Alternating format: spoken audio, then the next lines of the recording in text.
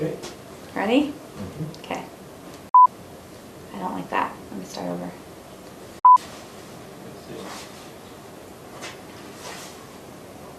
Ready? Alright, I need to get ready.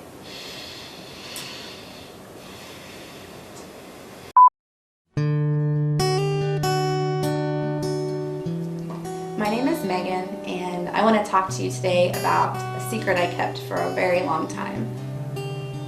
I want to talk to you about my abortion. Growing up, I thought I knew what abortion was, and I had a very judgmental and condemning attitude towards the women who had them.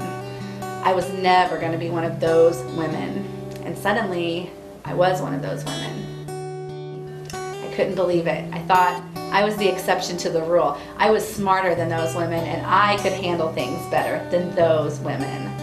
But I was wrong.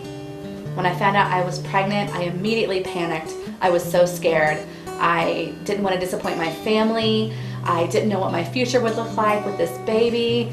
And to be honest, I was really only thinking of myself and not of the baby growing inside of me. Fear completely took over, and I felt like I needed to go back in time. I needed to, rewind. I needed to not be pregnant. I found out I was pregnant on a weekend, and by the following Friday, it was done and over with. I remember a lot of details about that day. I remember a waiting room full of scared women. I remember the counseling session, which consisted only of, "Are you sure you want to do this?" And I thought I was. I remember the sound of the machines. I remember the smell of the room. And I remember the nurse holding my hand so tightly and squeezing it and telling me, "It's almost over and you'll never have to think about it again." And she was wrong. I remember walking into the clinic that day scared and desperate and leaving there numb and empty and even a little relieved. I immediately went straight back into life, and I didn't tell anyone, because if I told someone, then it really happened. And so I told no one, and that way I didn't have to take any responsibility for it. For the next couple of years, my life just spiraled out of control, and I couldn't ever be happy. I couldn't laugh, I couldn't be silly. I was just angry and sad and empty. And the reality of my decision really hit me when I was looking at a book on fetal development. I was 7 weeks along when I aborted, and this book told me that my baby's heart was beating, his blood was flowing, his fingers and toes and his ears had developed. He could even hiccup. He was not a blob of cells or a mass of tissue. It was my baby, and I was devastated. I was told that New Life Pregnancy Center offered a group for women who needed healing from their abortion. They sweetly and gently walked me through the healing process and helped me get rid of all the emotional baggage that I had been carrying around.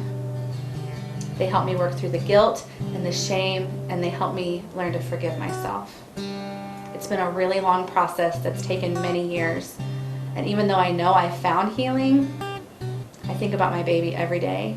I wonder what he would look like. I wonder what he would like to play with. I wonder what his voice would sound like.